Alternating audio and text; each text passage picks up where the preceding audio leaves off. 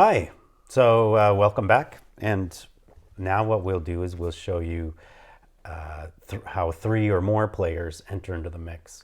So this game, we actually have two language guides and two speakers who have like enough language to play through a game. But we have a third person. Hi, Pearl. Is that? I think. Pearl's seen better days. So we've got a third a player named Pearl who doesn't have any language and let's say just has never even played before, doesn't know how the game works. So it's on Brian and I to keep the game flowing. So we're always going to go in the same order. So maybe it goes you, me, and then Pearl, as if we're kind of like newbies go last. The ones with the weakest language skills. Go yeah, last. yeah. So imagine that we're in a little circle, in a triangle here, and we're always going to go in this direction. Right? Pearl's last to be asked the question. Exactly. So she has plenty of time to practice in her head and see it played out before. All right. So, Kadesha. is kupon nation. On Kupanisha. Sha is kupon nation. Misha. Tosa. Kad a shaw is kupon nation.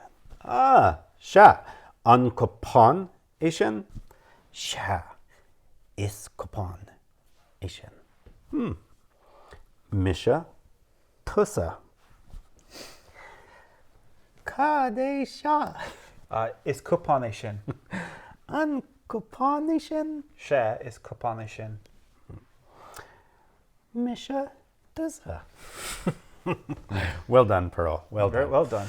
So you'll notice that we each asked and answered, and this is our passing it off, right? Obviously, also known as my turn, your turn, right? Yeah, so that's a simple round in a language.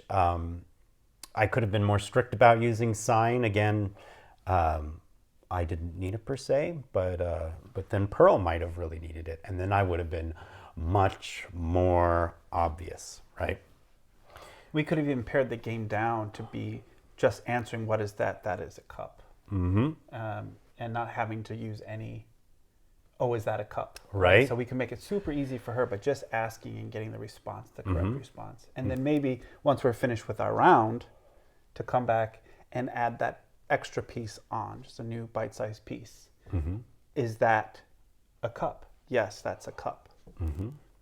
Yeah, basically you're playing the game right when it continues moving and everybody's participating. If you're making situations that are too complicated, players will start dropping out, their hands will drop down if they've been signing, their voices will go quiet, right?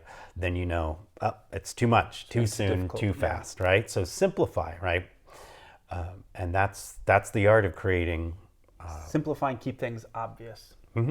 Always obvious. Start obvious and stay obvious is one of the rules of the game. And it's okay to repeat around just to make clear, and to build a habitual response to the questions. Yeah, absolutely.